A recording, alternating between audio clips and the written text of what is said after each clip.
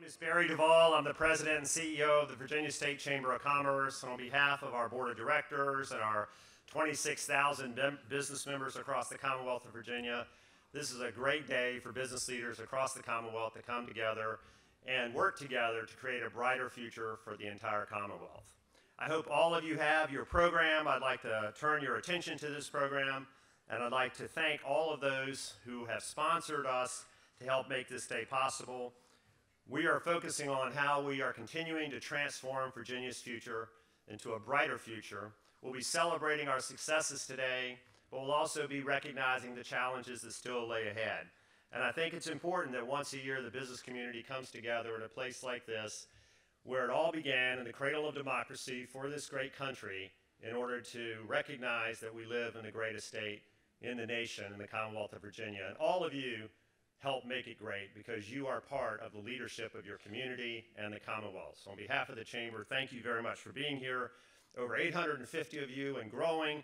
And we do have, I should say, a room down the hall that's a viewing room for 200 people that want to talk during the program but still watch on television. And I've been told that's the favorite part for some people who attend this event, is to be down the hall. But for the serious ones in the room, thank you very much for staying in the room. Now I see people leaving actually in the back, so I recognize your priorities. But listen, if you are using the hashtag VA Chamber Summit, we would welcome you to do that. I want to thank our sponsors, recognize some participating hosts, and then formally have a moment of reflection. Our summit sponsor again this year and presenting sponsor is Dominion Energy. I want to thank Katherine and her team. I want to thank Wells Fargo, Tom Palmer, and I'll introduce an executive from Wells Fargo in a few minutes. I also want to thank Woody Fowler, who I'll introduce in a few minutes, and Williams Mullins Law Firm, and Tom Franz and Pat Gottschalk. I also want to thank CGI, Jennifer Boykin. I want to thank Bill Ermitinger, our past chair from Huntington Ingalls, and Jennifer Boykin from Newport News Shipbuilding, who will be speaking a little bit later. And I want to thank Bernie Niemeyer and Bob Powell from Virginia Business. I also want you to turn your attention to something we're proud of, not just our sponsors, but we have a special relationship with the local chambers of commerce. And I want to thank all the local chambers of commerce executives and their board members. And I would like to ask you, if you're with a local chamber and you're an executive, would you please stand? I'd like to give them a round of applause. They are the participating hosts here today. So please stand, don't be shy. Thank you so much.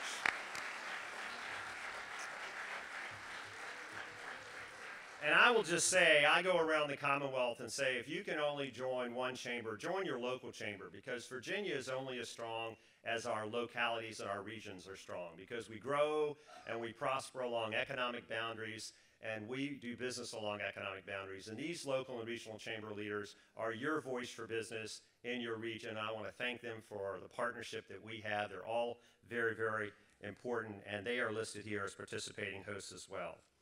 I'd like to turn your attention before we start our formal program. So many of you know that 77 years ago today, we had an event occur in the United States that changed the course of human history. And that event occurred in Pearl Harbor, in a place far away from here, but very near and dear to the Americans who were on this continent. And we've had a number of celebrations this week in recognizing it, but December 7th, 2018 is the 77th recognition. And this has also been an interesting week because President George H.W. Bush was remembered this week.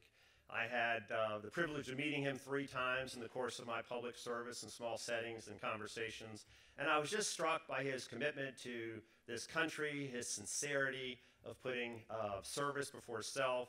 And this week has been an interesting week where we have recognized and reflected on his public service for America and also the 77th anniversary of Pearl Harbor. I wonder if you would not mind just standing and joining me in a moment of silence for both of those.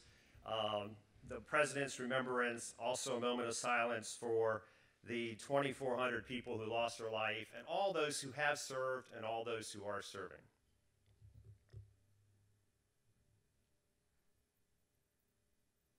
Amen.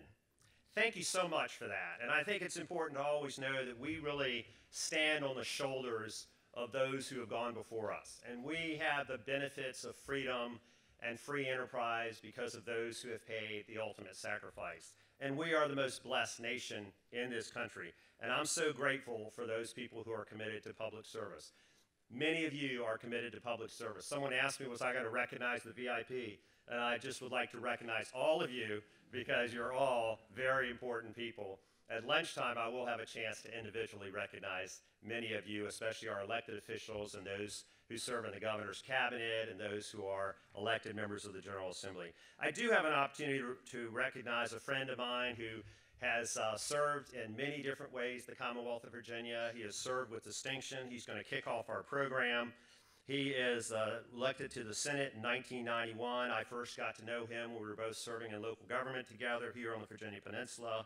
I had a chance to work with him a little bit at Kaufman and Knowles Law Firm, and I've also seen the fact that he has respect across the Commonwealth for the power of his ideas. He's been elected the majority leader in the Virginia Senate, and he has led Virginia and partnered with administrations across the aisle in order to keep Virginia moving forward. He was one of the individuals responsible, I think, for the large economic development announcement we'll talk about later because of his leadership and that of others to help keeping Virginia moving forward. He's mindful of the future, and he's also very much appreciative of the past as he hails from this part of the Commonwealth. Please join me for the purpose of an introduction, bringing a greeting, and anything else he would like to say, Senator Tommy Norment. Senator Norment.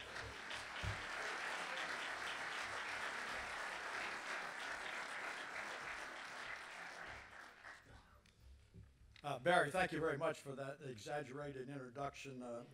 You read it just like my mother wrote it, and she's very appreciative of that. I have the opportunity to wear a lot of hats in this community, and none of them fit particularly well.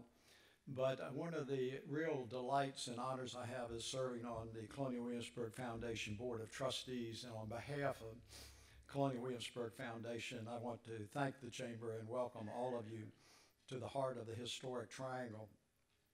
I can't think of a more appropriate title to today's meeting on transforming Virginia's future.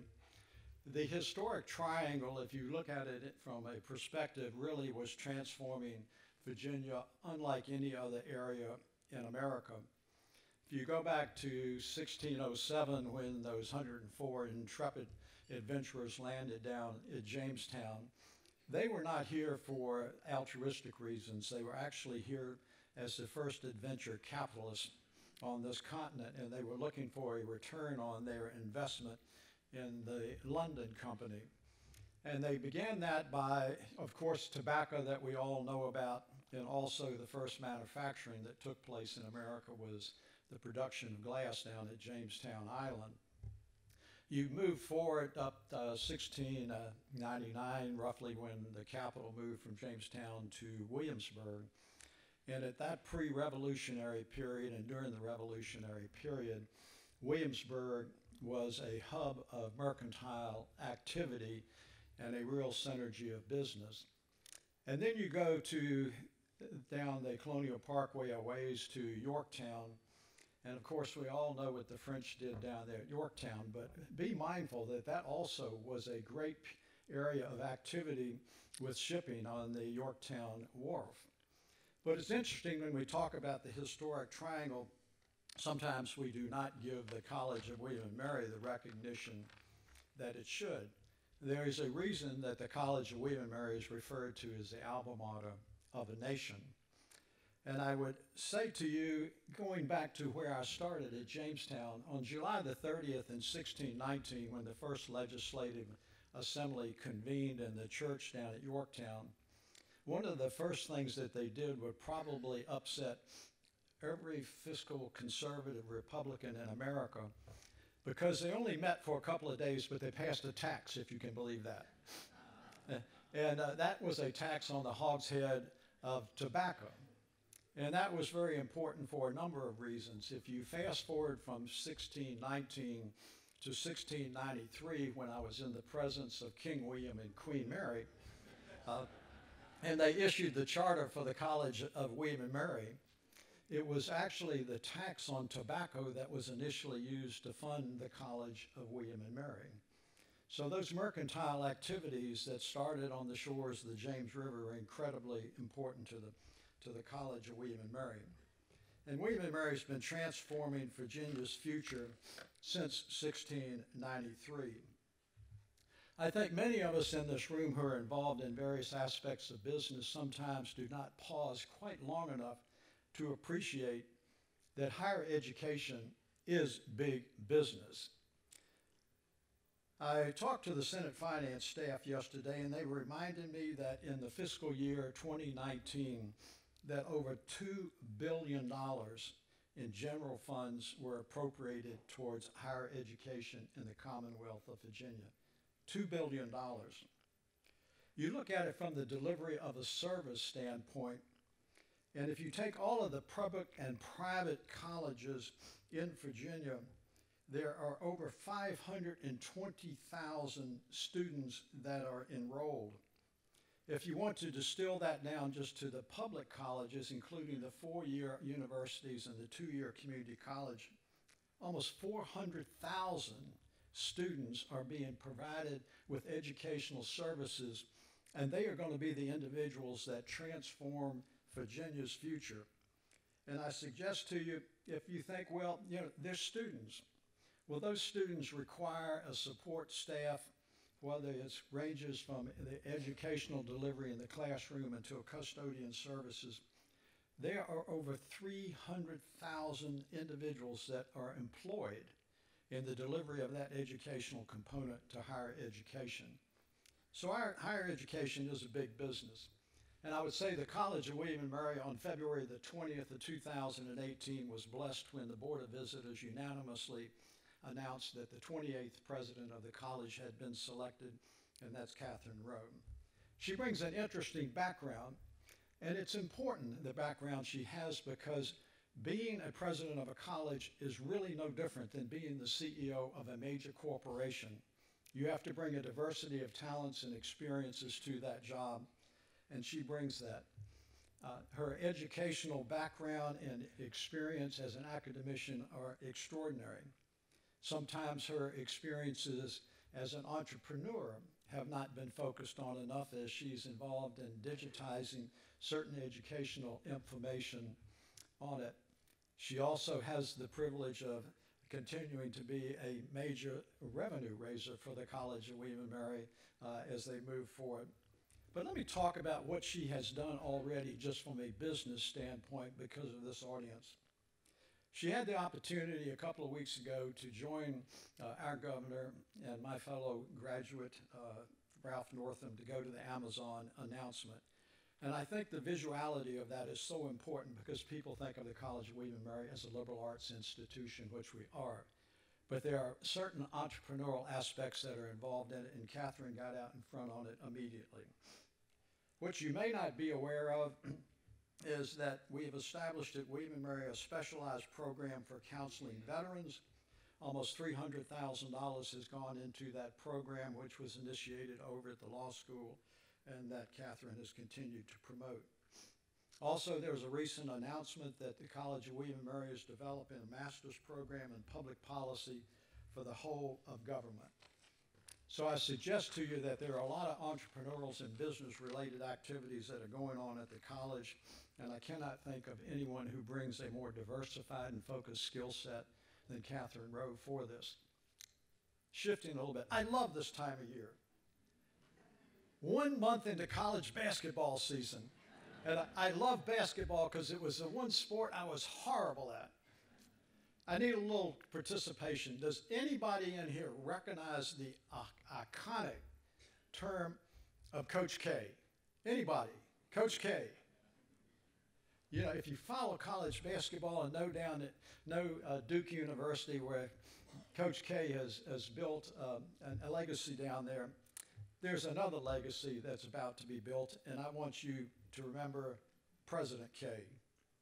And that's President K, Katherine Rowe, who is the 28th president of the College of William & Mary, and her moniker as President K is just going to be as iconic as Coach K down at Duke. If you join me in welcoming the president of the College of William & Mary.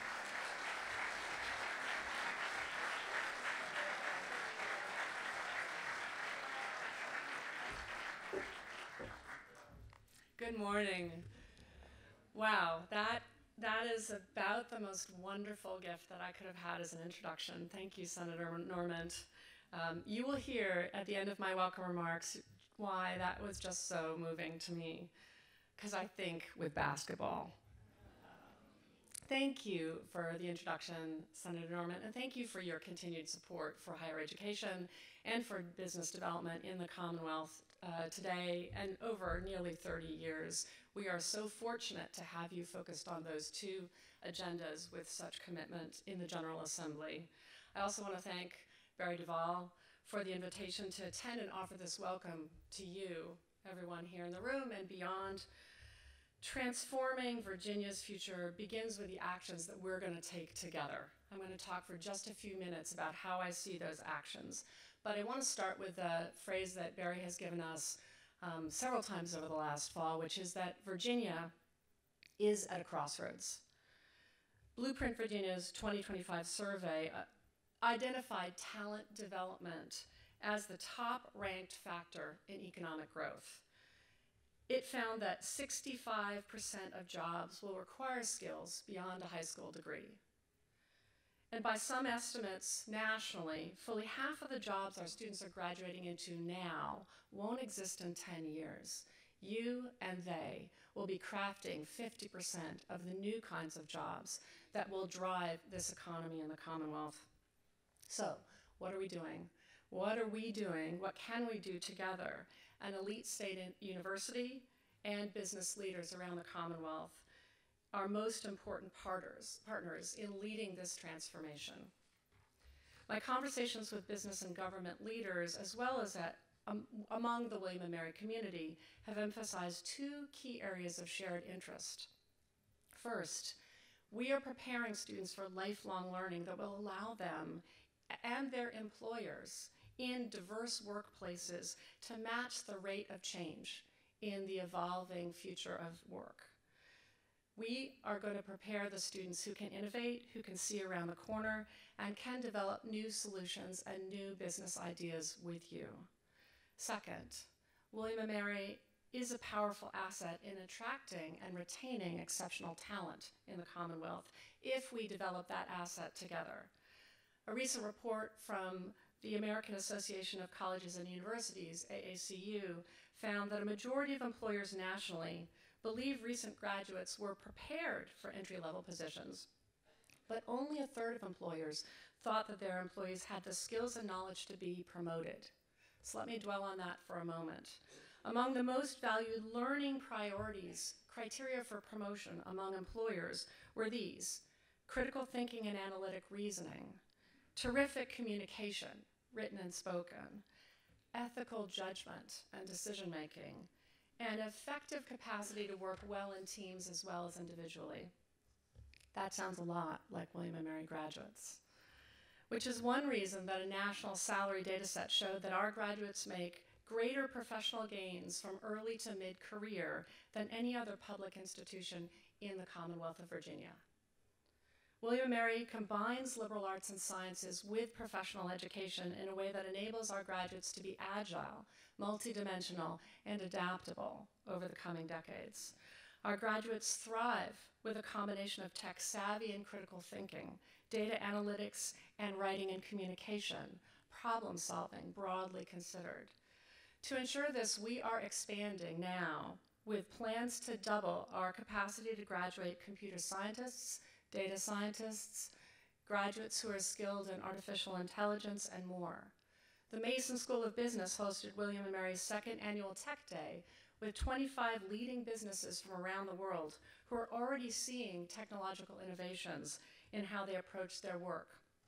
And we are expanding entrepreneurial thinking across our campus. Virginia's commitment to higher education has been a leading factor in making it the home to innovators and leaders for centuries, as Senator Norment just told us. I'm grateful, so grateful, for the continued support and encouragement about the Commonwealth's bright future that we see in this room today. And I think we have a real opportunity together right now. Surveys of recent William & Mary graduates found that out-of-state students launch careers in Virginia and the DC area at the same rate as in-state students. 2/3 of our graduates launch their careers in the DC and Virginia area. STEM graduates, both in-state and out of state, are even more likely to stay in Virginia. In other words, William & Mary is very good at converting people to be exceptional talent to be Virginians. So, what might we do with that capacity together? First, I'd be very interested in understanding your needs for advanced workforce training in high-value areas such as data analytics. I'd love to partner with you in thinking about continuing education.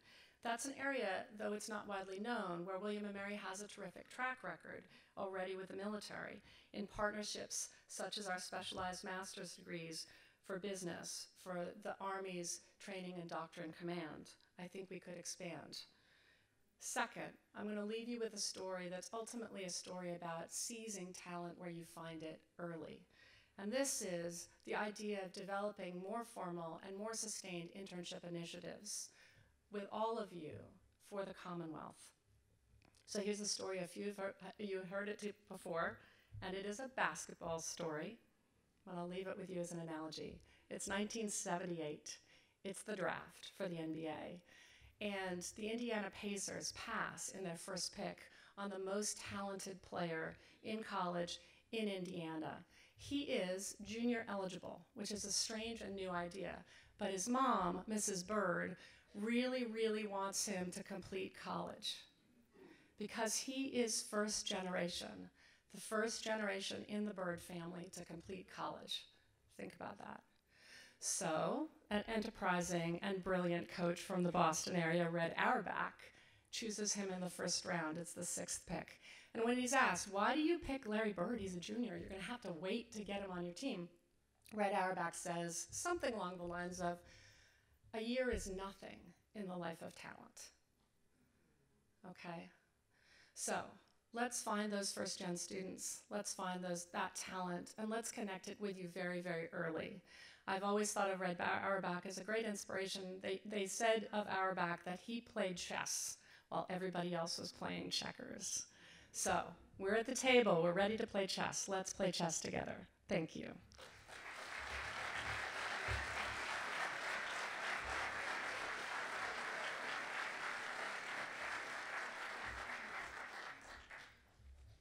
Thank you, Senator Norment, and thank you, President Rowe, and we look forward to working with you all in advancing Virginia's future and connecting our talent pipeline to our business community. We normally have an opportunity to hear from economists, and in doing the surveys, I've been told from many of you that you're interested in economists, but you're also interested in entertainment. Is there a way to combine those two? So there's no pressure on you, Mark. I just wanted to let you know we're happy to have Mark Vitner here. Wells Fargo has been a long-time supporter of business growth in Virginia. Wells Fargo has provided business growth not only directly to businesses, but their people are involved in the community. In fact, Tom Palmer was our chair several years ago. He is here today and continues his commitment to business leadership in Virginia. We're also happy to welcome Abby Mattia here for the purposes of making an introduction. We've just gotten to know Abby and her new role as she is now, in the last year, Executive Vice President, Head of Middle Market Banking and the Mid-Atlantic for the Commonwealth of Virginia. It's great to see in her bio, and all the bios are in your packages, by the way, so we're brief on the introductions if you want to read more about each of these people speaking before you. But it's great to see that she joined the bank in 1993 and really watched the continued growth and the recognition she's received throughout her career at the bank. So for purposes of an introduction and to express our appreciation of Wells Fargo, please join me in welcoming Abby. Abby?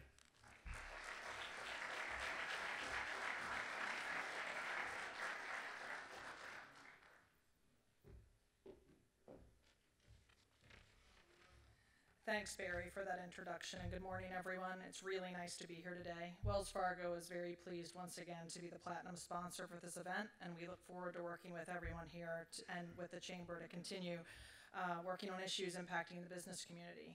Today, I have the distinct privilege of introducing this morning's keynote speaker, who also happens to be a member of the Wells Fargo team. Mark Vitner serves as the Managing Director and Senior Economist at Wells Fargo Securities, responsible for tracking U.S. regional economic trends. Mark joined Wells Fargo through a predecessor institution in 1993 as well. Previously, he spent 9 years as an economist for Barnett Banks in Jacksonville, Florida. Mark's commentary has been featured in the New York Times, the Wall Street Journal, Bloomberg, and many other publications. He serves as a distinguished lecturer and practitioner at the University of Georgia. He's a member of the American Economics Association, the American Real Estate and Urban Economics Association, and the Western Economics Association. Additionally, Mark serves on the Joint Advisory Board of Economists for the Commonwealth of Virginia. Please join me in welcoming Mark to the stage.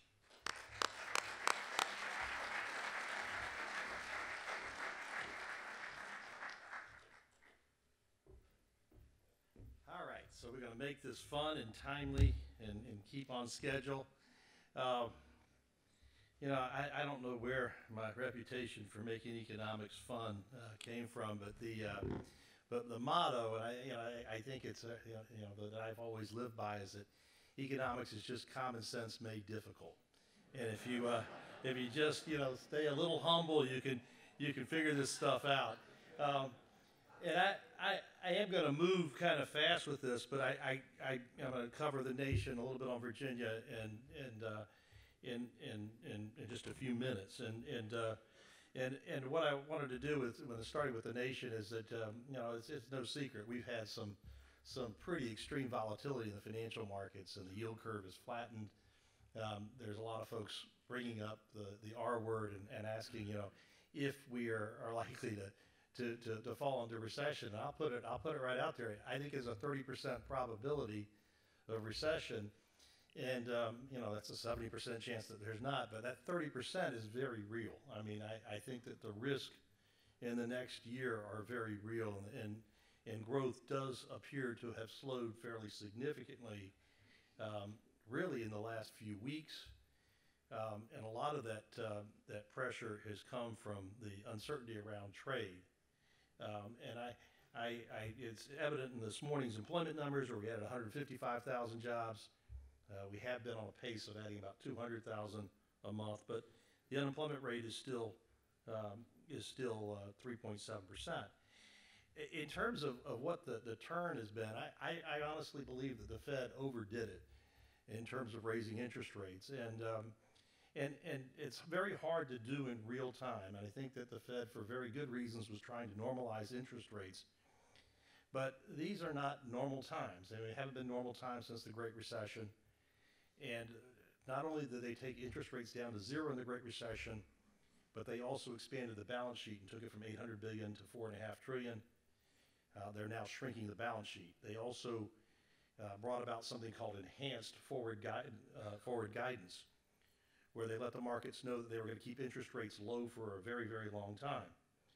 Well, now all of that has gone in reverse, and I think that has proven to be more restraint than they thought. And I think that even though the federal funds rate is at 2.25, effectively it's at 3.25, given the restraint from the balance sheet reduction. And I think that the majority of Fed officials in our own analysis suggest that a neutral federal funds rate would be between 2.75 and 3, and so they probably have overdone it, which is why the economy has slowed. And they've also oversold it. After the September meeting, they went out and they made the case that there were likely to be several more interest rate hikes ahead of us. We do think they're going to raise rates in December, because I think that they've overcommitted, and to not do it, I think, would send the wrong signal. I think that they're going to raise interest rates and then let the markets know that that's probably the last hike until the data would warrant it. In terms of the yield curve is flattened. It's inverted between 3 and 5 years, and that's gotten a lot of attention. People say, well, what does that mean with an inverted yield curve? Why is it always predicted a recession? And it's worked every time except once that we've had a recession, but that recession has been as soon as 6 months and as long as 18 months later, and so it doesn't tell you about when a recession is likely to come. But some of it is self-fulfilling. In the Federal Reserve's latest survey of senior lending officers at banks, 40% said that they would tighten credit if the yield curve inverts. So it really just plays out pretty straightforward from that. The flattening of the yield curve, or the inversion of the yield curve, does not cause the recession. it reflects growing risk aversion within the economy. And that growing risk aversion is what causes economic activity to pull back. So I wanted to lay that out there. I've kind of got an outline of my presentation, but I'm going to zip through just a couple of charts here and tell you where we're at. And it's hard to get too down on the economy when we're coming from a position of strength. Even with the lower jobs number that we got for the month of November, we've added an average of 209,000 jobs a month. The unemployment rate's at 3.7%. There are 1.1 job openings for every unemployed person in the United States right now. So we have a relatively tight labor market. But I'm getting as to what concerns me. And what concerns me about the economy today is that we've all heard year after year after year, and if I ever teach economics, I'm going to teach this differently, that the consumer is 2/3 of the economy, and that's what we have to pay attention to is the consumer. It's absolutely wrong. It is absolutely the wrong thing to paying attention to, because over half of consumer spending is on autopilot. It's the consumption of housing and the consumption of services that don't change from one month or another. There's 20% of the economy that you have to keep an eye on. It's consumer spending on durable goods, cars, furniture, household appliances. It's capital spending on equipment. It's housing, everything tied to housing. And it's commercial construction. Those four areas of the economy compose just 20% of GDP, but in a recession, they account for over 100% of the decline in GDP. That's the area to watch. Right now, the first three are declining, and the last one is flat. Commercial construction is flat. Now, they're not declining. A recession is a pronounced, prolonged, widespread decline in economic activity. They are not declining in the way that would say that we're in recession, but they are declining, and that's one of the things that concerns me. As I mentioned, job growth is real strong. We got job openings, more job openings than we do unemployed people. The unemployment rate's at 3.7%, but when you look at this chart, the difficult thing about recessions is that they start from the economy's very best position. So when the unemployment rate is at its lowest, that's essentially when a recession starts. And so you can see that the lows in the unemployment rate preceded the last downturns by only just a little bit. There's one other thing that I'd add about the unemployment rate. A big reason why the Fed has been raising rates aggressively is they think that we're past full employment. Well, I think that there's something else that's going on here. I think that we measure the unemployment rate the exact same way that we always did. But the nature of work has changed in that it used to be when you were unemployed, you spent a lot of your time looking for a job, and you probably didn't have a job. That's why you were unemployed. Well, today, it is much easier to pick up contract work in the gig economy or to find a job, and looking for a job is not something you do during normal work hours. In fact, with LinkedIn and Career Builder and Indeed, jobs are typically looking for you. And so I think a lot more unemployed people are, in quotes, employed. They may not be working in the field that they want to be working with, but I don't think the labor market is quite as tight as it's been made out to, which is one of the reasons why we haven't seen a problem with inflation. Inflation has been below 2% more than it's been above it. It's rarely been above, in terms of the core rate of inflation, has rarely been above 2% over the last few years. Our forecast had the Fed raising rates in December and 3 more times next year. We have a forecast meeting at 2 o'clock when I'm riding back to the airport this afternoon. My assumption is that we probably won't have that many rate hikes going forward. Some economists are already calling for the next move after the December rate hike to be a rate cut. I'm going to fast forward through some of these to talk about Virginia for a little bit here. Virginia has seen growth pick up over the past year. One of the things that had really been holding us back was sequestration. Now, when the recession ended, Virginia was outperforming everybody because the federal government was spending money like crazy, and there was this mad rush into Washington, D.C., and it was like the only place in the country that was growing. But then after budgets tightened, Washington, D.C. and really Hampton Roads were the 2 hardest hit places in the country. And I think Hampton Roads was harder hit than any place in the country, not just because of the cuts in federal spending, the cuts in federal employment, but also the cuts in federal spending, which disproportionately impacted federal contractors.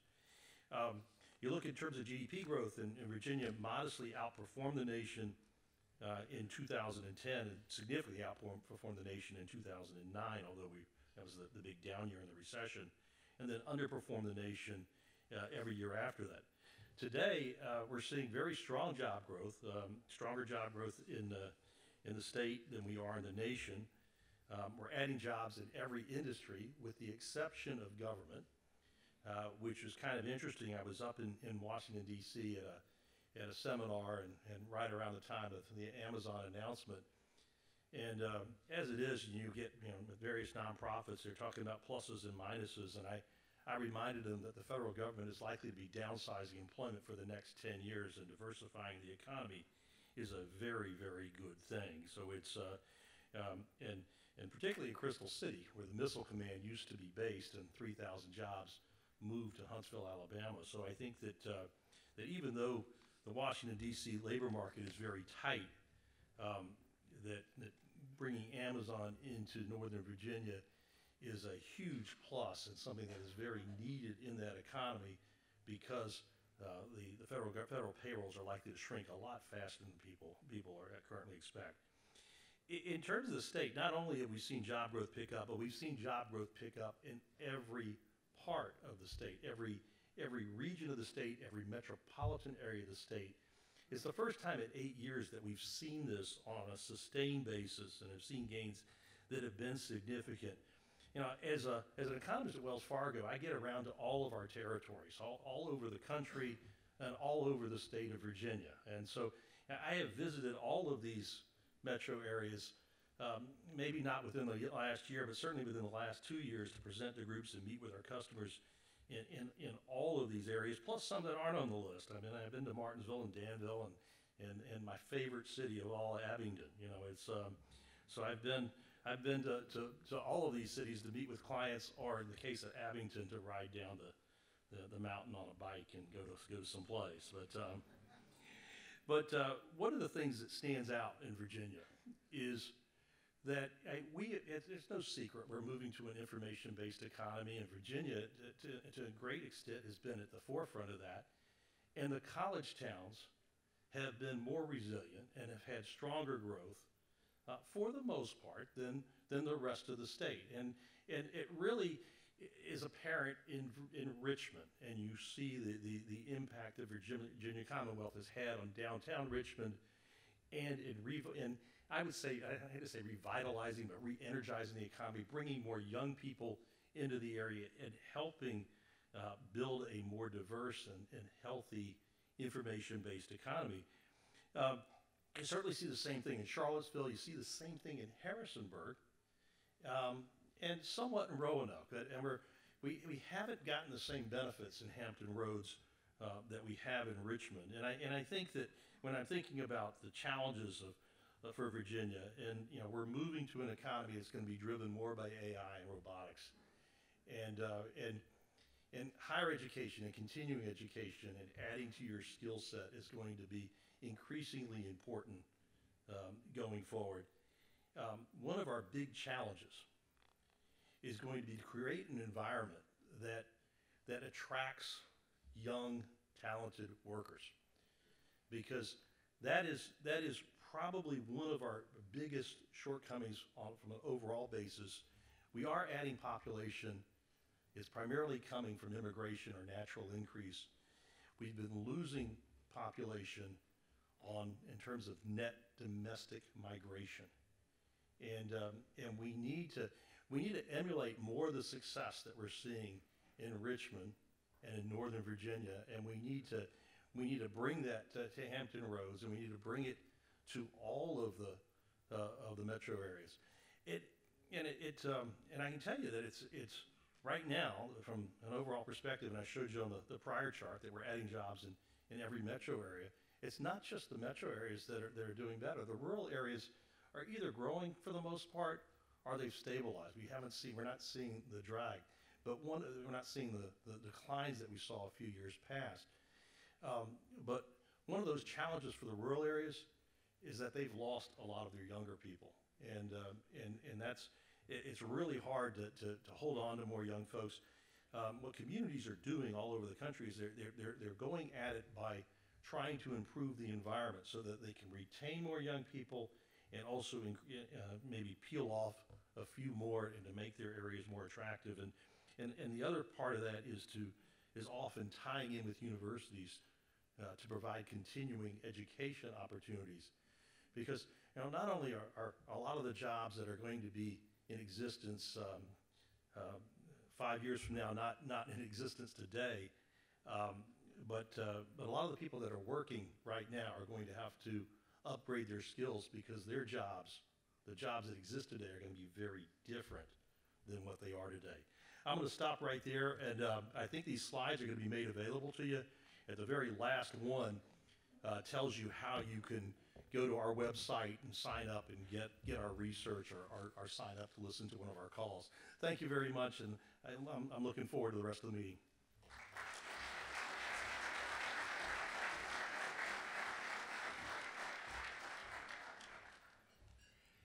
Thank you, Mark, and thank you for that overview. And it is encouraging for the first time in 8 years to see every region growing. They're not all growing at the same rate, and I know people are here from across the Commonwealth, including Abingdon, and it's nice to see every region beginning to grow in the right direction. I'd like to ask our panelists to come and join me on stage at this time. And as they are coming, I just want to thank Woody Fowler, who will moderate this panel from Williams Mullen's law firm. Woody is the managing director, the chairman and president of Williams Mullen, and this is the 7th year that they have provided the support for us, and Woody does a fantastic job at keeping the conversation going. This year we're actually going to have brief presentations from each of the presidents of these great companies. Their bios are in your information as well, but I just want to personally thank each of them for their willingness to be here today. They run large enterprises with lots of revenue and a lot of employees, and we're very fortunate that they are here. And they're going to be talking about Virginia. Why is their company headquartered in Virginia? What's great about the Commonwealth, I hope, but also what are some of the challenges we're facing? And how are they transforming their businesses? And what are they doing in that regard? So we're going to hear from Dave Henderson, the president of CGI, Howard Willard, the chairman and CEO of Altria, Ken Sullivan, the president and CEO of Smithfield Foods, and Jennifer Boykin, executive vice president of Huntington Ingalls and president of Newport News Shipbuilding. And I'd like to ask Dave to come first to the podium, but please join me in giving a round of applause and welcome all of our speakers.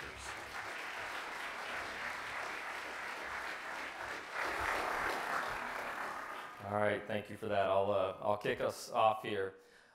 As one of the largest IT services firms in the world, we have 74,000 IT professionals globally. We have 12,000 here in the U.S. and 4,200 right here in Virginia. CGI is a company that helps commercial and government enterprises solve the complex business problems through the strategic use of information technology. We're behind IT solutions that power the business of our clients. So you may not know our name that well, but you'll know some of the things that we do. For example, we enable the production of all U.S. passports. We provide critical software to the world's largest banks, including Wells Fargo, and process tens of millions of transactions a day.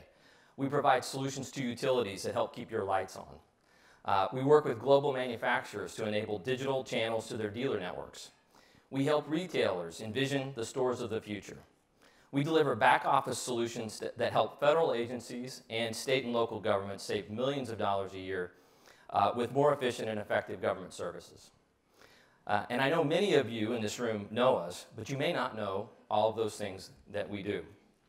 We also have a unique model in how we've organized our company. We call it a proximity model. And that means we work in the same communities with our clients. We have locations across the U.S., 35 locations across the U.S., and our U.S. headquarters is in Fairfax, Virginia, and we have 8 offices across Virginia. Our presence in the Commonwealth extends to the Hampton Roads, to Central Virginia, across Southwest Virginia, and all the way up to Northern Virginia. In fact, we just opened a brand new innovation center in Arlington just a few months ago. So our commitment to the Commonwealth remains stronger than ever. For 40 plus years, we've been a trusted IT partner and top employer in Virginia. For the past 2 decades, we've supported the Commonwealth's innovative use of technology, including our partnership on the award-winning EVA procurement system. And that is, for those of you that don't know, is a self-funded solution that has saved the Commonwealth taxpayers over $450 million. And if you're doing business with the Commonwealth of Virginia, you know EVA. I want to focus for a moment, though, on a bold idea that took flight in 2006 that is very relevant for the summit, and I think it plays right into the previous speakers. We worked with the Commonwealth to pioneer an onshore delivery, IT delivery model, one that would keep high-paying, high-tech jobs right here in the U.S. and spur job and economic development in rural communities. We opened our first onshore delivery center in Lebanon, Virginia that year, and it has created 400 jobs and is generating regional economic development of $68 million a year in Southwest Virginia. With the success of the Lebanon facility, we went on to open 6 more onshore delivery centers across the U.S. To help our overall operations, and we've created more than 1,600 jobs with state-of-the-art IT facilities in smaller towns and rural communities that are not often associated with IT. But I think a video that I brought says it better than I can, so let's take a look at the video.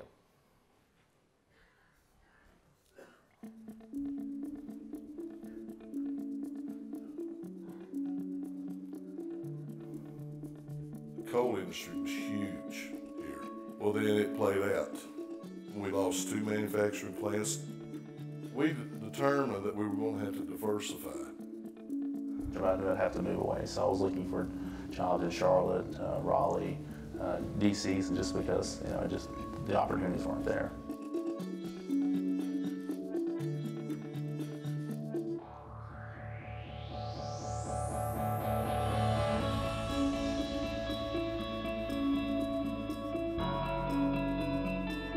So what CGI's done here in Lebanon was our first onshore delivery center. So it's bringing jobs to areas that otherwise may have economic challenges. We have a great team. I consider us an all-star team. We always work hard. We take pride in doing whatever it takes to make sure that the job's done with quality and that the client gets what they expect. The small town America is hardworking, and their loyalty is there forever.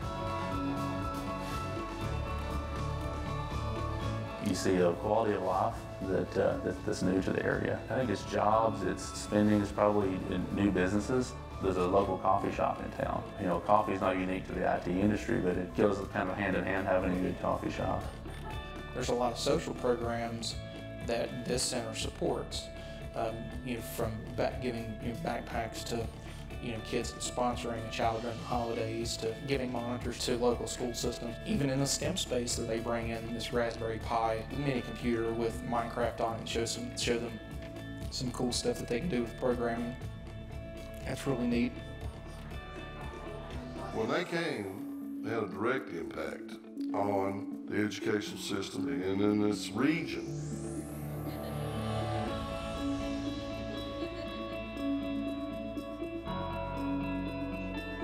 To know that we have something around our community that could give us this opportunity, to after, we already have it here.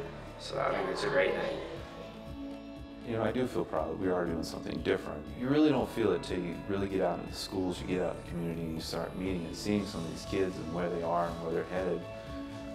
You realize that you're doing something special here.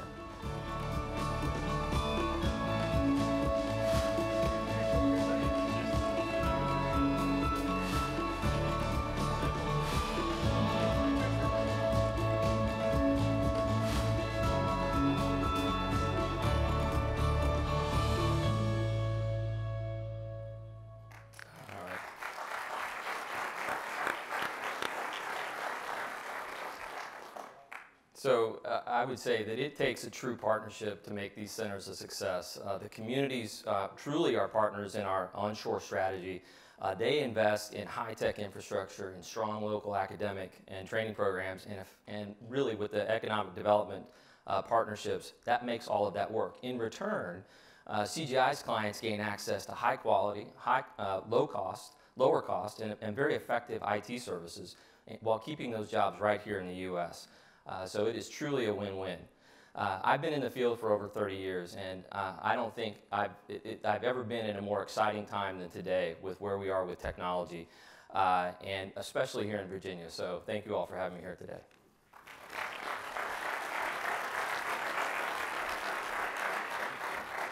Thank you, Dave. Howard, you want to go next? Sure.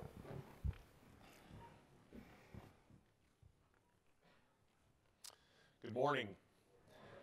I'd like to begin by saying a thank you to Barry and everyone at the Chamber for putting on this great event. It's a real pleasure to be here. I'm looking forward to our discussion, and I quickly just want to touch on three things which I think we can dig into more deeply with the panel. The first, I want to tell you a little bit about Altria, who we have been, and our impact here in the Commonwealth. Second, I'll talk about our vision for the future and who we are becoming. And then lastly, I'll touch on why we are proud to call the Commonwealth home. Talking about who we have been, I am fortunate to lead an extraordinary company. In 1955, our company was the 5th largest in our industry. That sounds a little better than last place. That lackluster position still earned us a place on the very first Fortune 500 list. By 1973, we had built a strong portfolio of brands and pushed our way from last to first, a position we've held ever since. Now I want to show you a number, 57. If you're thinking that's my age, you're close, but not quite. It is the select number of companies who've been named to the Fortune 500 list every year since it began in 1955, including Altria. And today we're proud to be among the top 20 most profitable companies on the list. Today Altria owns leading tobacco companies whose brands are their undisputed market leaders in the U.S. tobacco industry. This includes Philip Morris USA, maker of the Marlboro brand, U.S. Smokeless Tobacco, maker of Copenhagen and Skoal. We also own John Middleton, who makes Black & Mild cigars, and we own Nat Sherman, super premium cigarette and cigar business, and Newmark, an innovation company. We also complement our tobacco platform with St. Michel Wine Estates, which is a collection of distinctive wine estates and includes the leading brand Chateau St. Michel. And we have a significant equity investment in Anheuser-Busch InBev, the world's largest brewer. And for those of you that were looking at your news feeds this morning, you may have noticed that we announced our intention to purchase a 45% stake in Kronos, which is a Canadian cannabis company. The evolution of our businesses since those early days took place here in the Commonwealth. For context, today our business represents an impact of more than $1.2 billion flowing through Virginia's economy, nearly $600 million spent last year with Virginia suppliers who are critical to our business every day, and nearly 6,500 Virginia stores that sell our company's products. Let me spend a few minutes talking about our vision of the future and who we are becoming. We know that leadership is more than just staying power. It is being willing to tackle the tough issues.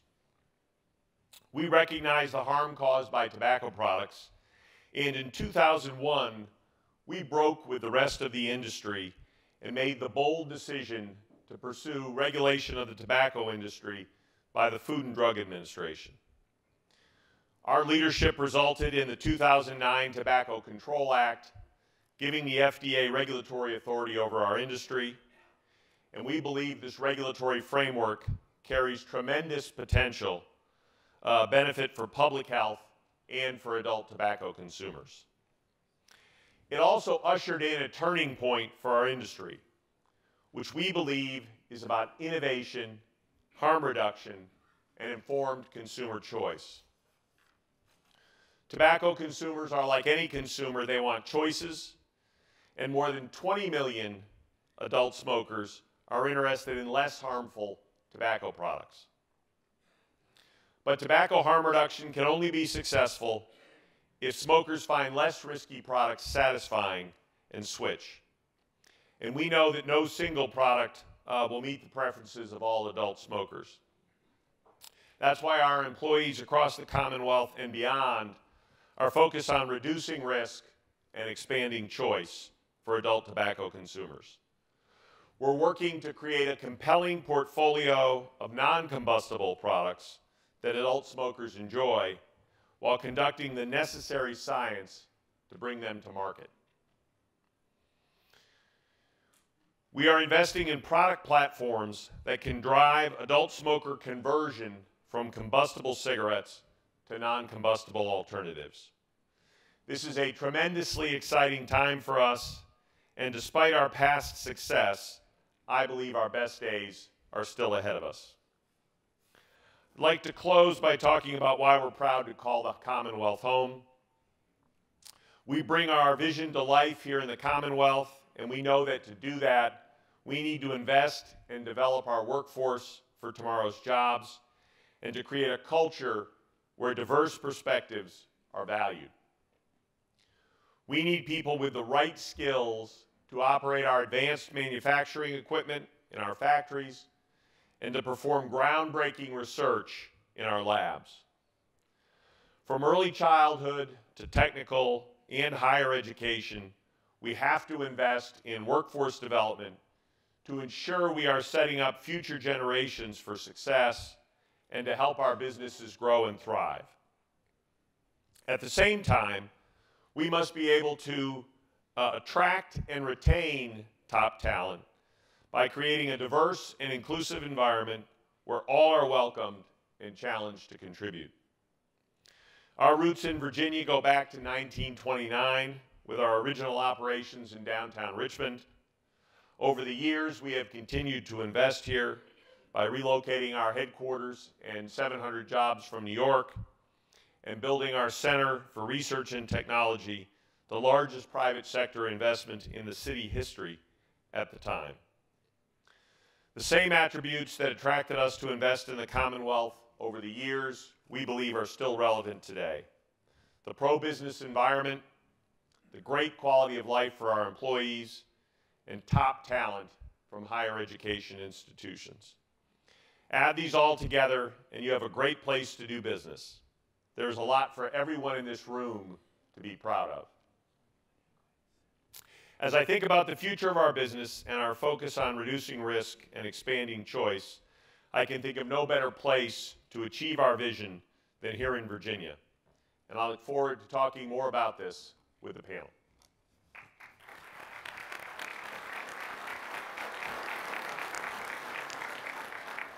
Thank you, Howard. Ken?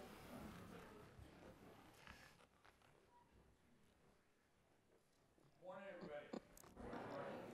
You're expecting a shorter Chinese person. You'll be pleased to know that Smithfield remains a Virginia company, a proud Virginia company. I'll explain a little bit more about our corporate structure in a minute. But first, I have to ask Howard a question. Howard, is cannabis pot? I thought so. You have any job openings at Altria?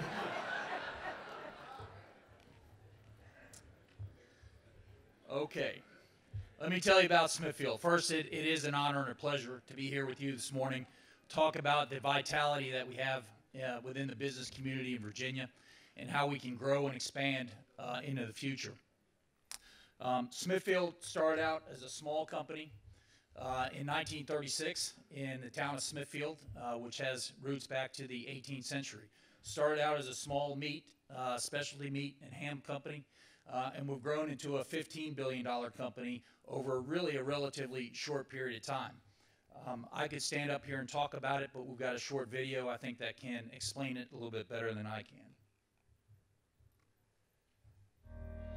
We are Smithfield Foods, and we produce good food responsibly. Smithfield Foods is the world's largest hog producer and pork processor, operating in 25 states and 5 countries around the world.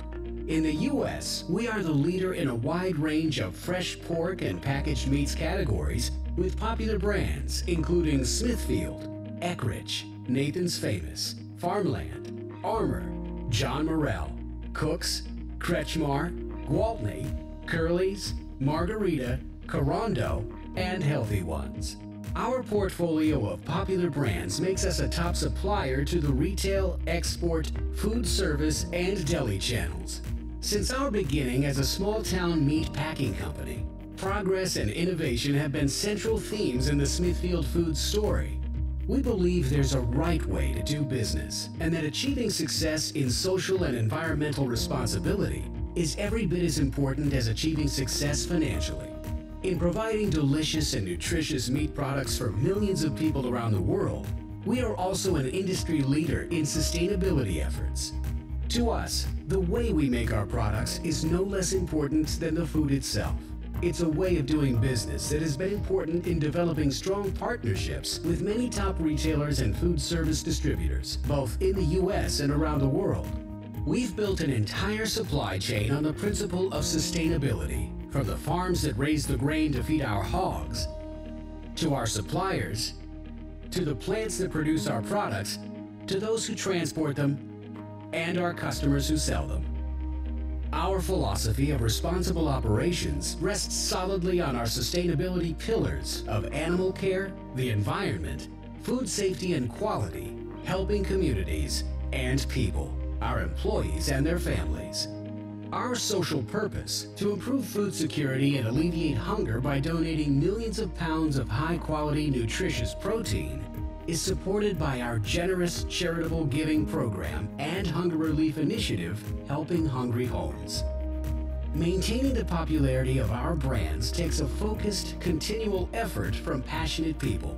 More than 52,000 employees worldwide come to work every day to make good food in a responsible way. Our forward-looking, socially responsible focus has led to many industry firsts. More than a decade ago, we became the first pork producer to develop and implement a comprehensive, systematic animal care management program to monitor the well-being of pigs on company-owned and contract farms. Smithfield Foods was also the first company in our industry to receive ISO 14001 certification, an international gold standard for environmental management systems. We were the first to commit to transferring all pregnant sows on company-owned farms to group housing systems. We were also the first pork producer to provide an ingredient glossary for consumers, and the first and only company in the industry to report antibiotics usage. We are also the first major protein company to undertake a greenhouse gas reduction commitment, pledging to reduce emissions 25% by the year 2025. We believe in what we do and why we do it, so people around the world can come together for delicious, nutritious meals, which are produced responsibly and prepared and shared for family and friends. We are good food responsibly. We are Smithfield Foods.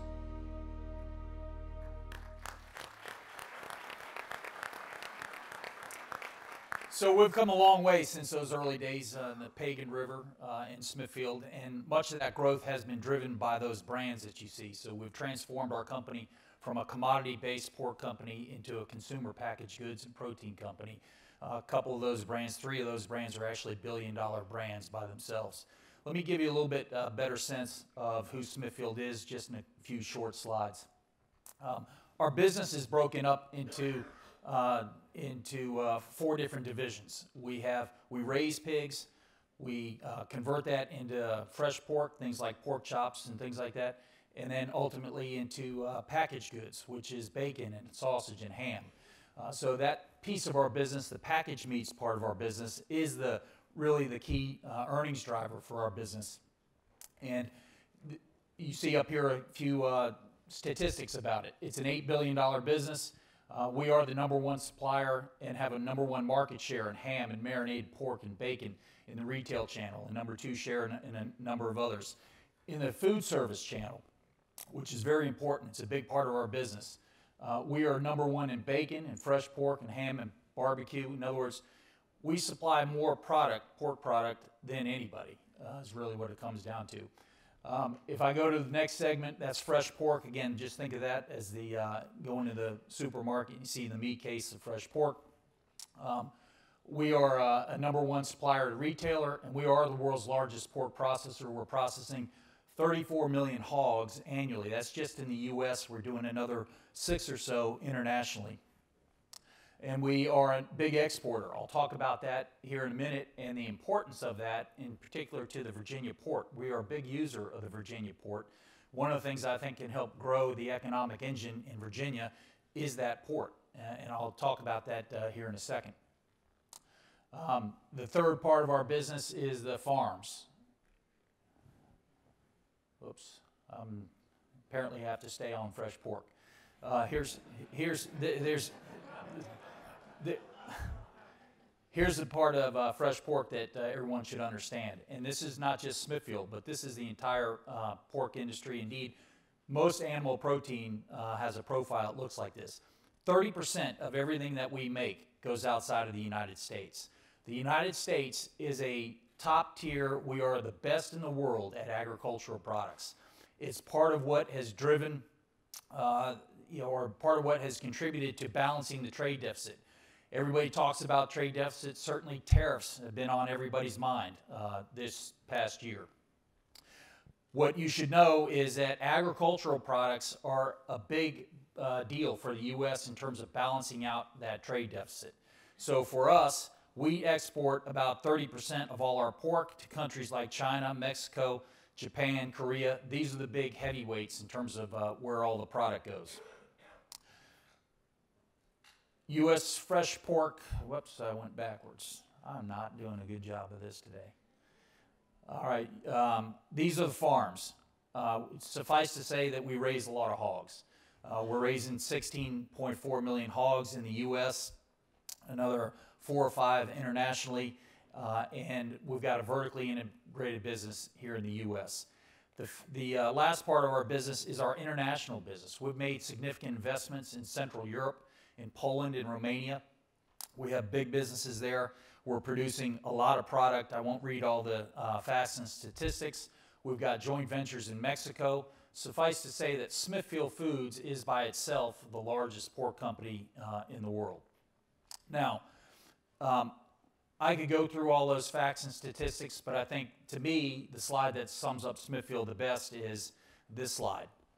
And the reason is, when you think about where we are and who we sell to everybody. That retailer slide, if you made a list of the top 50 retailers in the country, would sell to 48 of them. In the food service business, if you made a list of the top 50 food service providers, would sell to 50 of them. The restaurant chains, same thing. Whether you realize it or not, when you go to, whether it's Subway or McDonald's or Sonic or Dunkin' Donuts, you're probably eating Smithfield product. And many people don't know that. It's not branded, obviously, in the store, but we are the #1 supplier there. That's a sample slide. I could create 5 more like that would have all household names that you would certainly recognize. Let me say a word about our corporate structure, because I think it's a widely misunderstood thing. I made a joke when I came up here about expecting to see maybe a shorter Chinese person. Many of you know that Smithfield was acquired in 2013, but what most people don't realize is that after that acquisition in 2013, we did an IPO. We did an initial public offering on the Hong Kong Stock Exchange, not the New York Stock Exchange, but today we are a subsidiary of a global company, and in fact, many of our shareholders are U.S. shareholders, and so oftentimes you'll read about Smithfield and the first thing gets written after it is Chinese-owned Smithfield. It's not true. You may be surprised as business people to know that the press doesn't actually report things accurately. This is yet another one of those examples. I could talk for 5 minutes on that, but suffice to say that we are truly a global company. We have not only a global business, but we have shareholders around the world. Certainly we have Asian shareholders, but we also have many U.S. and European shareholders as well. publicly traded company on the Hong Kong Stock Exchange. In Virginia, we've got 3,200 employees, and we've got 3 plants here. We've got about 50 plus farms here in Virginia. I'm recognizing I'm out of time here, or maybe has somebody given me an extra minute? Is that what is happening here? Let me just say this. Some of you may have read about a joint venture that we announced last week with Dominion Energy. Essentially, what we're doing is we're taking hog manure and we're creating renewable natural gas from it. It's an incredibly innovative project. It's great from a number of standpoints, whether it's the environment, its investment, both in Virginia and North Carolina. And I'm really proud of this initiative. I think we have a really short video on this. I promise I won't go over after that.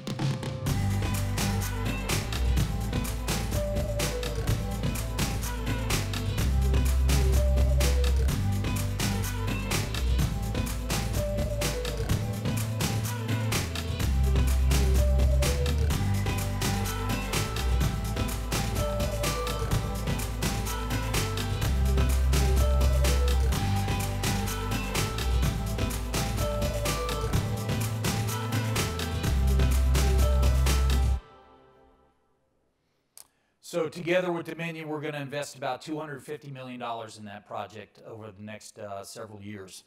So for us, it all comes back to our motto, which is good food responsibly.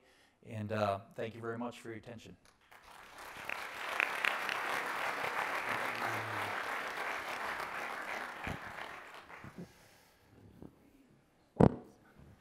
Thank you, Ken. Jennifer?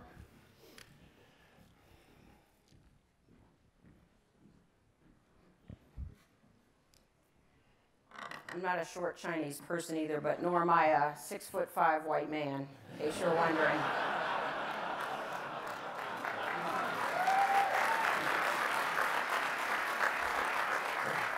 Thank you, Woody, and good morning. I'd also like to start by thanking Barry Duvall and the Chamber of Commerce and the Commonwealth of Virginia as a whole for your sponsor of the business community. Events like this annual summit and initiatives like Blueprint Virginia are valuable opportunities for the business community to contribute to the state of Virginia. And partnership can be a very powerful thing. We're fortunate to share a productive partnership with the Commonwealth. And actually, judging by the attendance today, we're not the only ones who feel that way, which in and of itself is a good head start to why Virginia. For those of you who are not familiar with Newport News Shipbuilding, we are the nation's sole designer, builder, and refueler of nuclear-powered aircraft carriers, and we are one of 2 companies that can design and build nuclear-powered submarines. And we provide fleet support services for aircraft carriers and submarines anywhere in the world. And I could stand up here all day and talk about the shipyard, but I don't think you'd get a real appreciation for the work that we do unless you can see the products yourself. So I'd like to share a quick video with you that gives you a glimpse of behind the gates at Newport News Shipbuilding.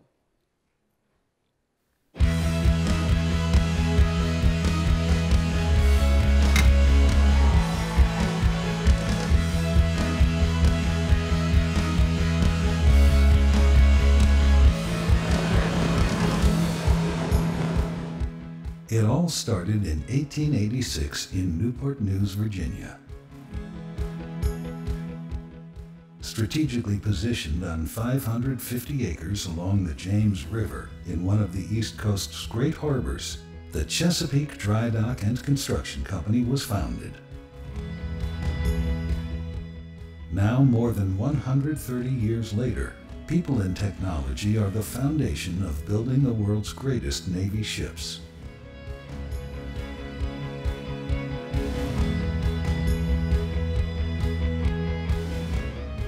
From our earliest days and our earliest leaders to the present days of the 21st century, we're continuing our founders' legacy of always good ships.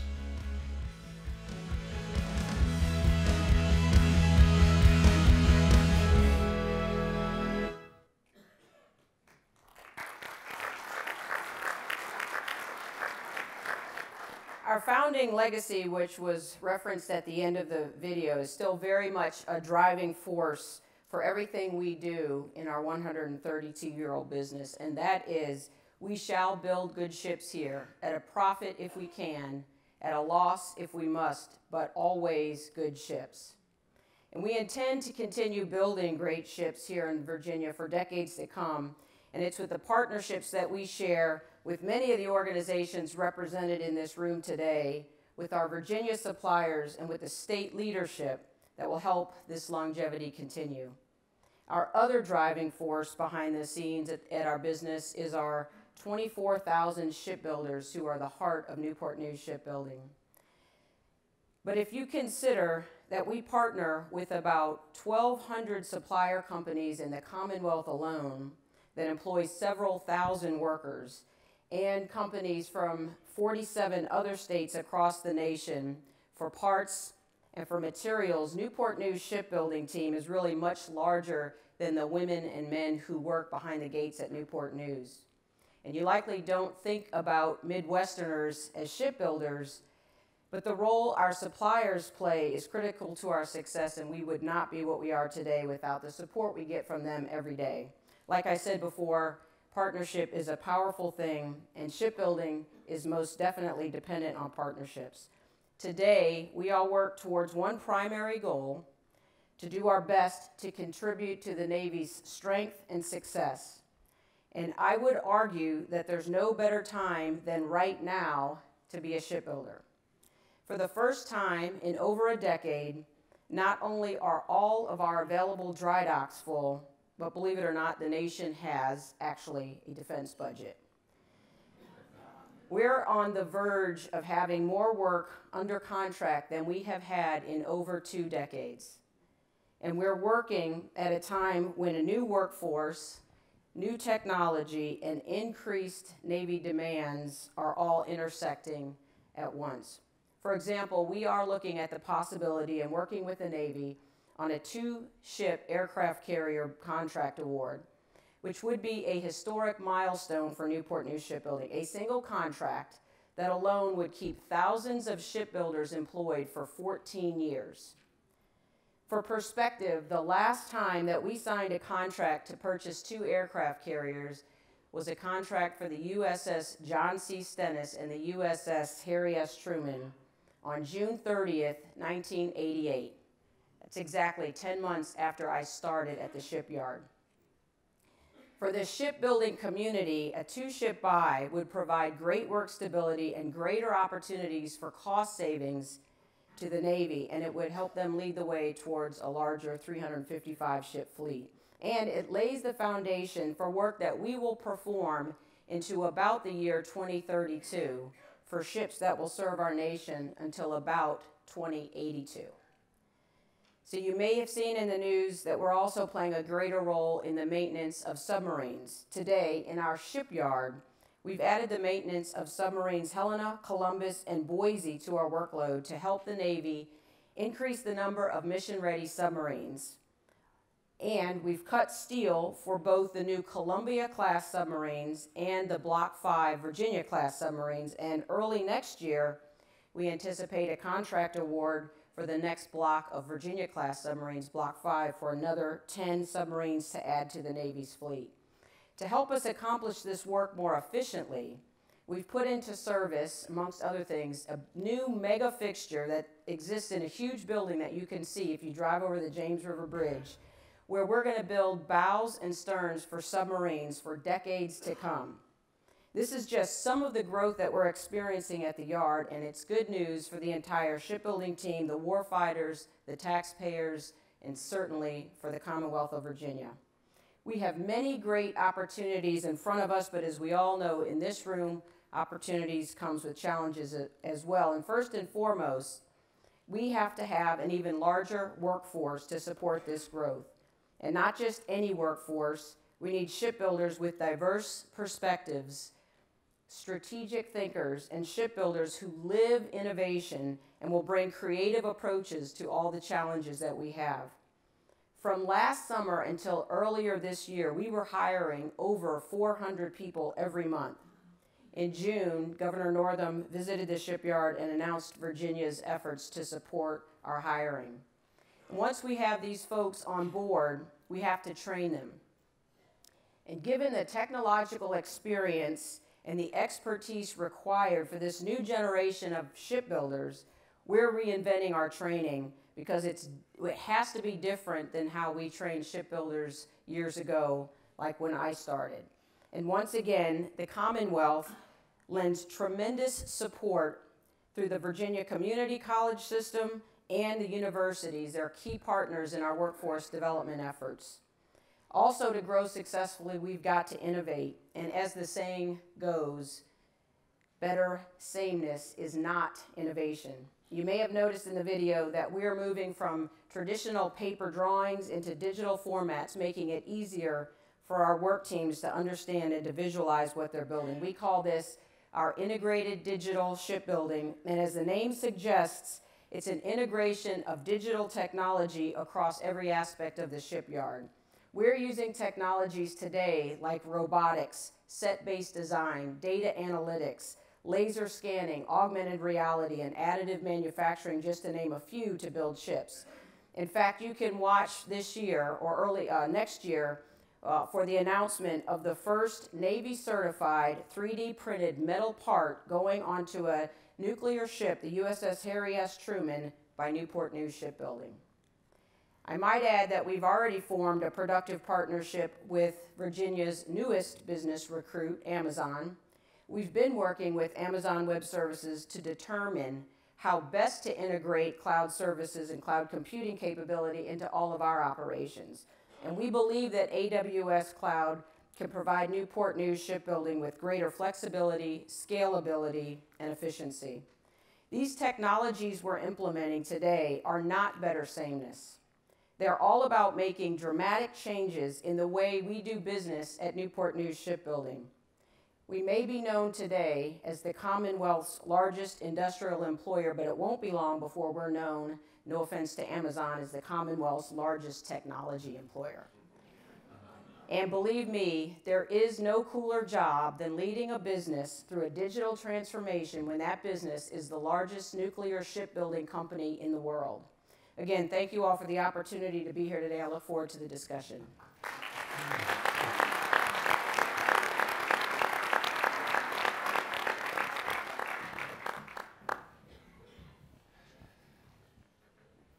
I'd like to thank all the panelists for the excellent presentations. Now we'll move into a little bit of Q&A, and some topics we've talked a little bit about before, and some we haven't. Some may have just appeared this morning. Dave, let me start with you.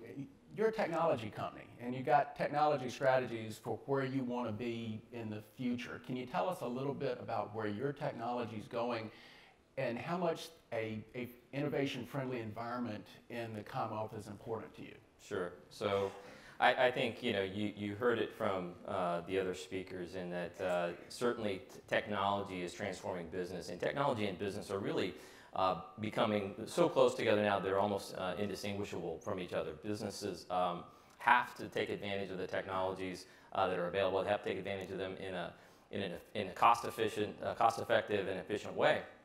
But what we're seeing is certainly that the data that is becoming available as you start down this digital transformation, as you start to digitize your operations, you're getting millions of data points in your business operation, feeding you back data. And so for us, it's how do you make sense of that? How do you make business decisions in more real time? How do you take advantage of that for business benefit? And so we're investing in data analytics. We're working with universities to bring us more talent, to have talent and people that graduate from the educational institutions with those analytical skills. So it's not just about being a technologist anymore. It's about being someone who's got the ability to think and work with businesses to help understand the business problems and then translate those and to how do we apply technology to help them solve that. So I think that's really where we're focused, is at that intersection of business and technology, and how do we make that work in the most efficient and effective way possible for our clients.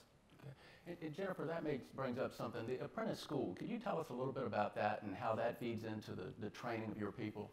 Yeah, well, the apprentice school, it's actually the cornerstone of our workforce development, but the apprentice school, which is 99 years old, will celebrate the centennial next year, really is the Academy for Production Leadership. So on average, we bring in about 220 folks a year, which is just a part of our total workforce that we're hiring in every year. The apprentice school is really based on the foundation of scholarship, leadership, and craftsmanship. And it's become very competitive for some obvious reasons, and it's also really sort of a leading role in our digital transformation. But it's a 4-year apprenticeship program. The apprentices are employees, they're full-time employees, they have full benefits, and generally speaking, they're tracked through a specific craft towards a leadership role, either in production or in some of the sort of white-collar or actually new-collar jobs that are being developed. So it's really a gem. It's been benchmarked, and we're always trying to learn. We're bringing digital capabilities even into how we teach and how we train there. I know, Howard, from working with your company and from what you said today, the diversity aspect of your workforce is really important. Can you tell us a little bit about what you're doing to not only encourage that, but the benefits that you get from it? Sure. I think as a consumer products company, our consumers are spread across the country, and of course everybody knows that there is dramatically increased diversity in the United States. And I think, like many other companies, particularly traditional companies, we found we did not have the diversity that we wanted, particularly in our senior management ranks as well as in the middle management ranks. And so we've really been on a journey here to really transform our system, to improve our culture, first of all, to make sure that everybody is valued for the contribution they make, and to make sure that we are dramatically increasing the diversity level in our company. And frankly, when I look at why we do it, frankly, the number one reason why we do it is because we think it's going to make our business more successful. In the end, diverse teams are much more innovative. Frankly, they're much more in touch with the consumer base across the country. And we're on a journey, and we're very committed to making progress on that. Okay, I'd get fired if I didn't ask this next question. What's led you to invest in cannabis? Sure. As many of you know, the Chamber plans well ahead. And so this was on my calendar well before I knew that we were going to be announcing a 45% stake in the Kronos Group and an opportunity to move to a controlling stake over the next 4 years. I think many of you in the room know us as the leader in the U.S. tobacco business. And our largest business is the cigarette business. It has been a real cornerstone for the success of our company. What many people, I think, don't realize is that the cigarette business in the U.S. has been declining in volume terms since 1982. Along those years, we have added smokeless tobacco business that has been a better growth vehicle for us, and a number of other businesses. For many of you who probably don't study the cannabis business, what has essentially happened is that it is expected to be a very significant growth business on a worldwide basis. Today, probably the biggest growth opportunity is in the medical cannabis side.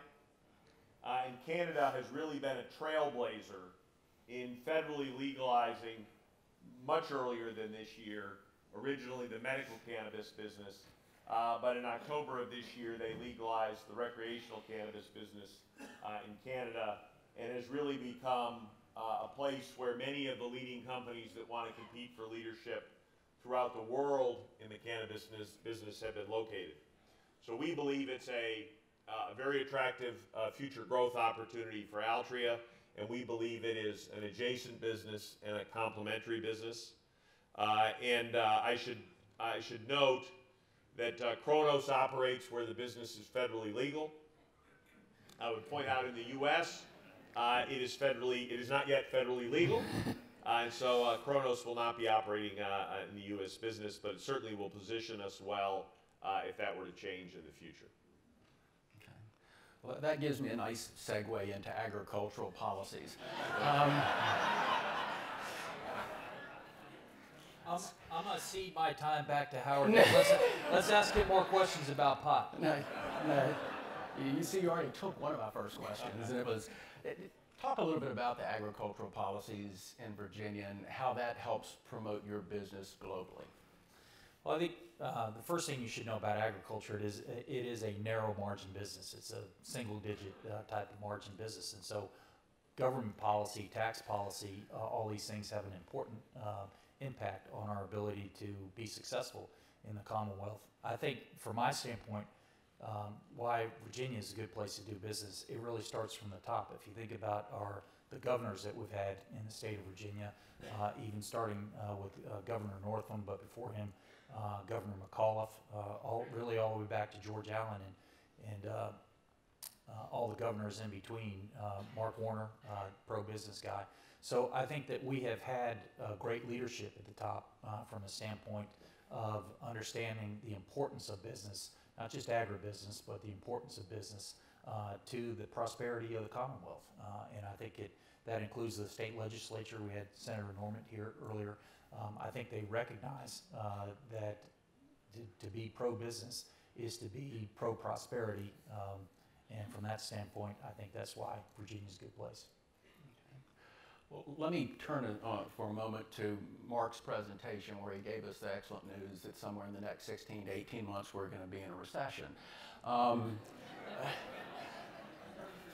30%.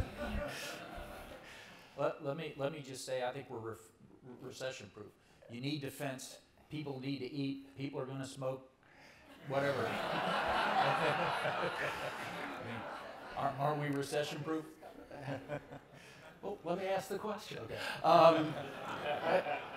Now, I guess the question, and this is for the group, I'll let each of you give your thoughts on this, but is the Commonwealth set up to deal with a downturn in the economy and more generally, and what are you doing in preparation for a downturn at your company? You want to start, Dave? Sure. I think I think to Ken's point, we are recession-proof to a degree. We have a counter-cyclical business in that when times are good, companies are investing in technology and they need the talent and the technical skill sets to be present to help them with that digital transformation.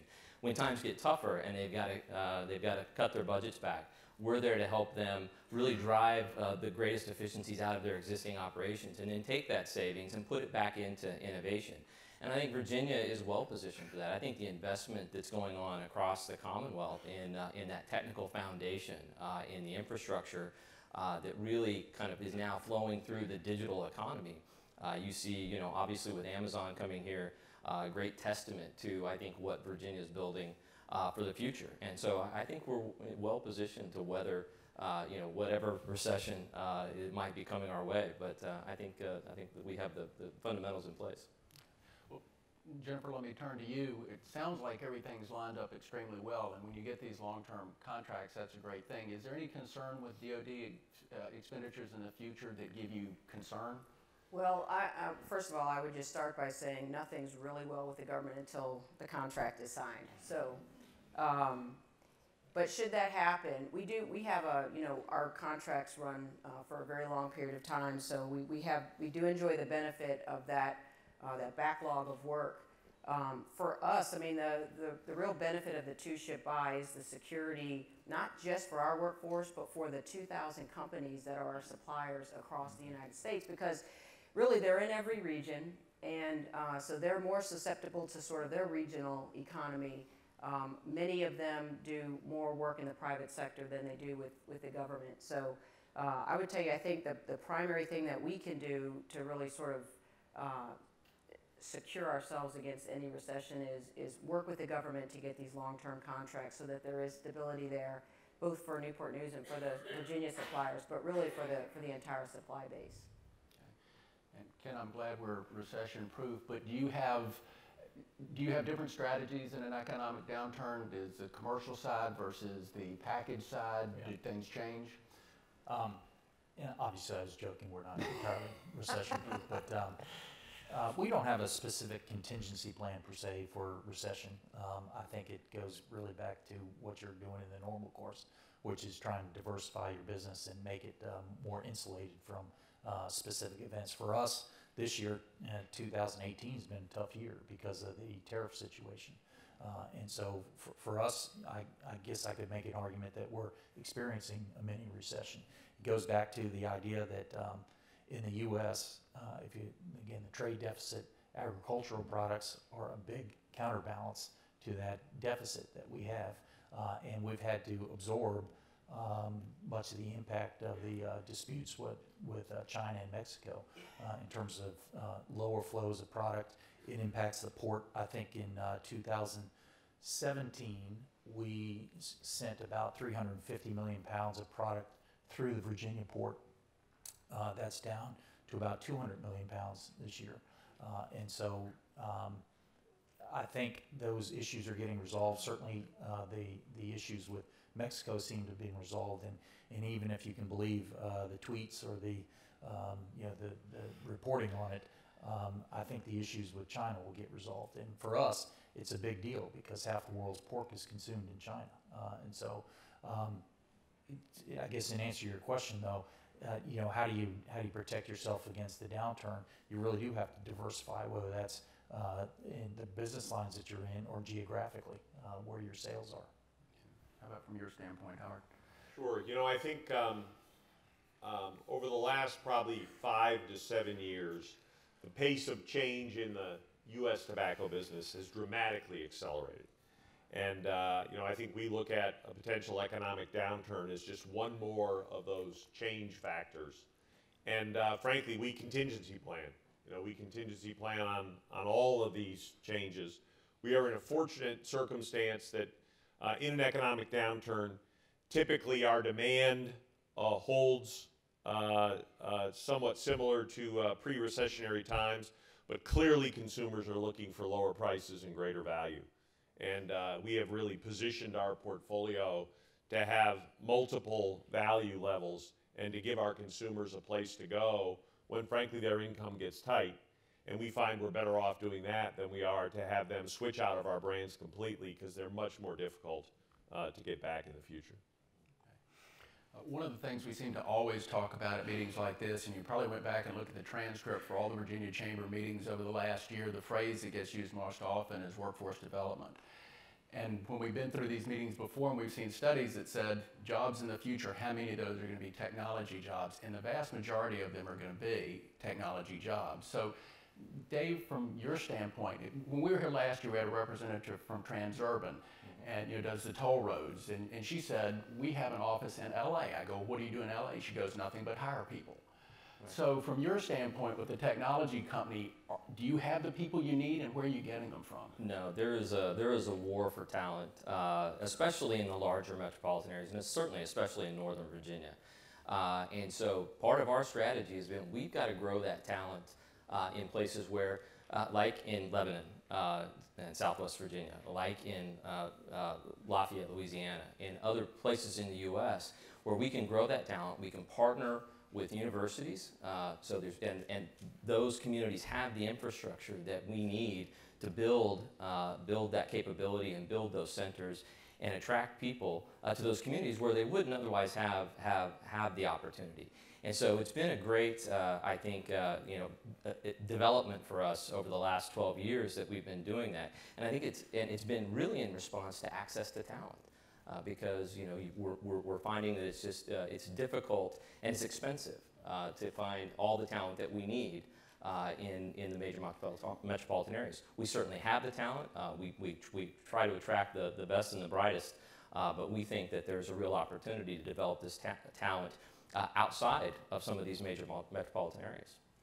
So how does the Commonwealth help you? Commonwealth has been a tremendous partner. We work with certainly the Commonwealth in Richmond. We work with our senators and Congress persons in Congress.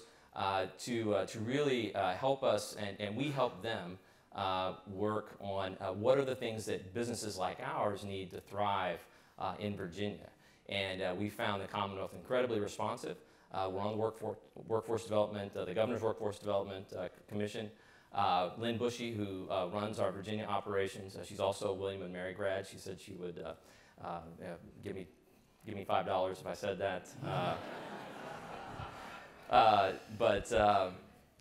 You know, we're very much engaged, I think, with the Commonwealth to help the Commonwealth understand what it is, what are those impediments to businesses really growing and succeeding and thriving in this digital age. And so there are certain things that we need and our customers need in order to grow that business here in Virginia. We're part of that ecosystem that Jennifer mentioned. So we support our clients, and when our clients are growing and when our clients are thriving, we're growing and thriving as well. And so we need to make sure that those conditions are in place for that growth to occur, so that we can grow along with our clients. Right, let me ask another broad question. We're all experiencing rapid change in our industries. We've got the Blueprint Virginia 2025. I know at our law firm we're trying to figure out what we're going to look like in 2025. So I'll start first with you, Jennifer. Do you see your company looking different in 2025, and if so, why, and if so, how? Yes, it will look different, and because of the digital transformation.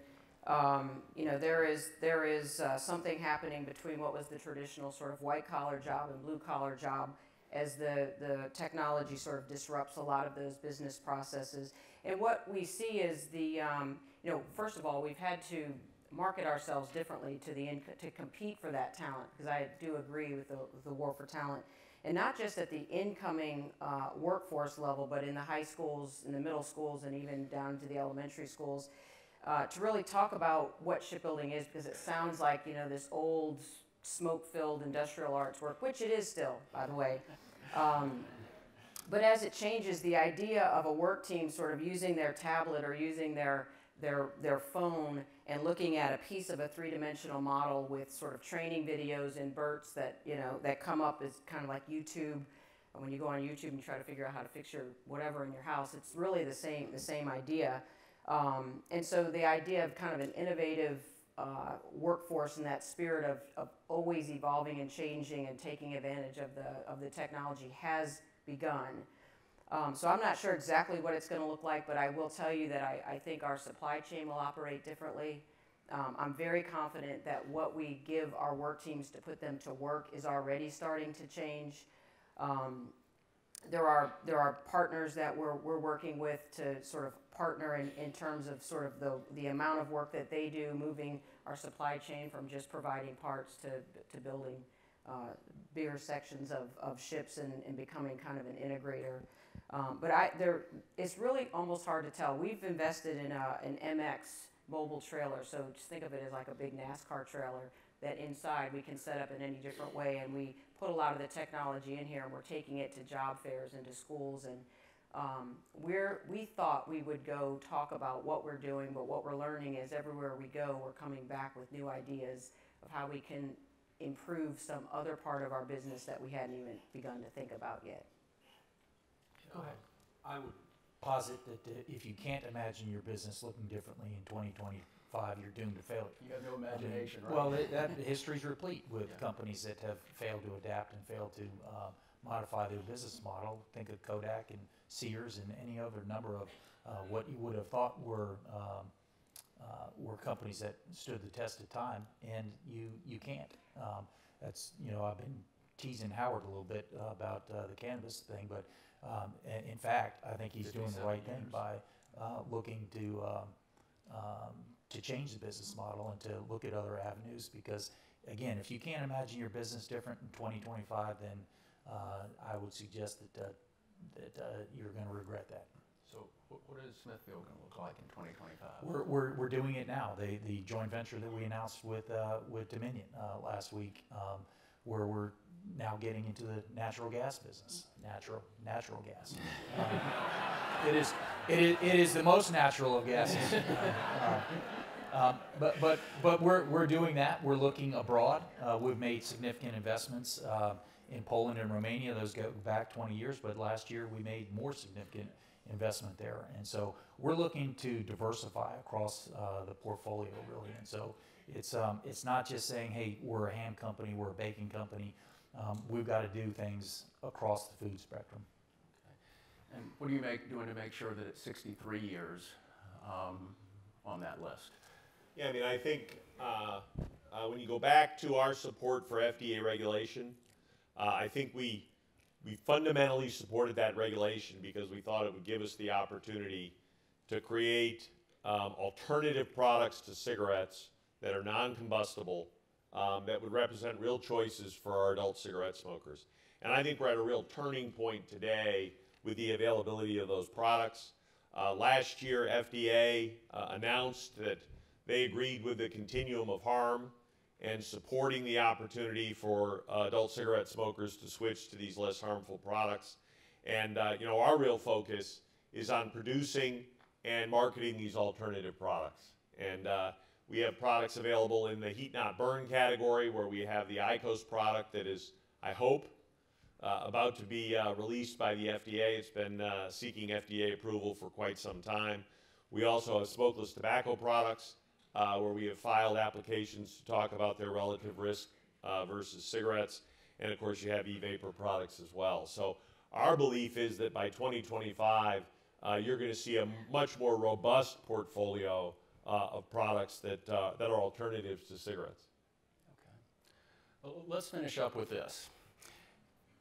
If there was one impediment that you could eliminate or mitigate to make your business more successful, and look at the wide range of things, from regulatory to workforce to politics, whatever, but what is that one impediment that you would eliminate or mitigate and it would lead to greater success? Jennifer, you want to start us?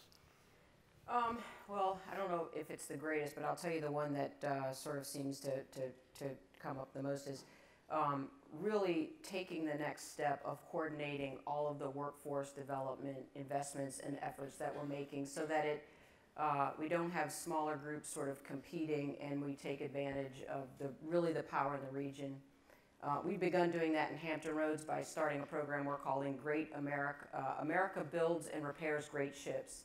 And it's Newport News, it's the small repair yards, it's even the Navy, it's our suppliers that are in the region, to essentially pool together to create a regional demand signal, and then to work collectively with the community colleges and the workforce development arms to have more of a collective regional supply system. So I actually think, because of the talent war, the more that we can do to regionalize and speed up the challenges to workforce attraction, development, retainment, and recognition is going to be the biggest game changer.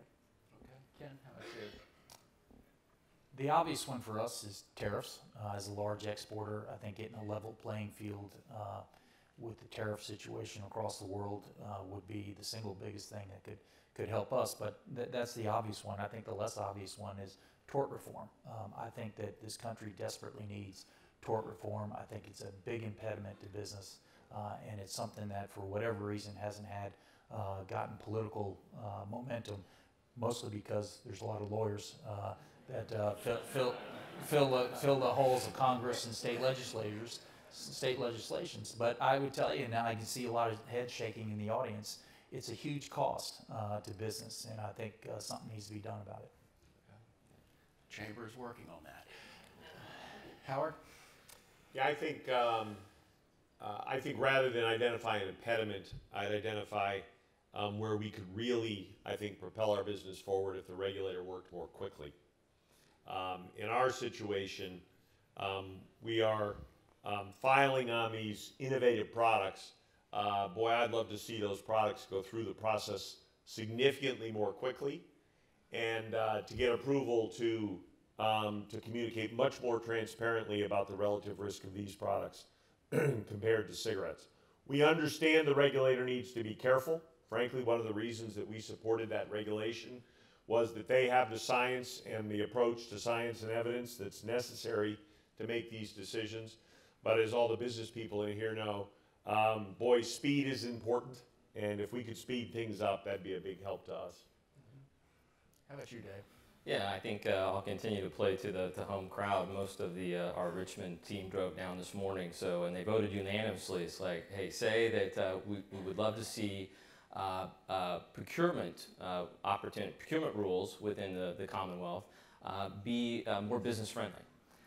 And so we've been working with the Commonwealth on that, and it's something that we've got to transition, we've got to evolve those procurement practices in order to attract the best and brightest and business commercial business opportunities into the Commonwealth and help us run a more efficient state government and here in Virginia. So that was for them, and I think I would just see like to see the continued proliferation of the STEM, and I think the governor calls it STEAM H, which I think is an important add. The arts and humanities into the technology world is really, really important. We need people that can understand business. We need people that have design skills. We need people that can take ideas into reality in the technical world. And that takes a lot more than just hard technical coding, software development skills. We need business people, and we need people that can be present with our clients. So I would want to see that continue, and not only for the purposes of getting that talent brought into our business, but also from a diversity standpoint. I think we're seeing a lot of, we want to see a more diverse talent pool come through those programs because to Howard's point, we think that makes us a better business. Okay, we're about out of time. I'd like to thank all our panelists for your excellent input, and we appreciate it. Thank you. Thank you very much, panel. We're going to take our break this morning. We'll be back at 11:15. We'll see you then at 11:15. Enjoy your break.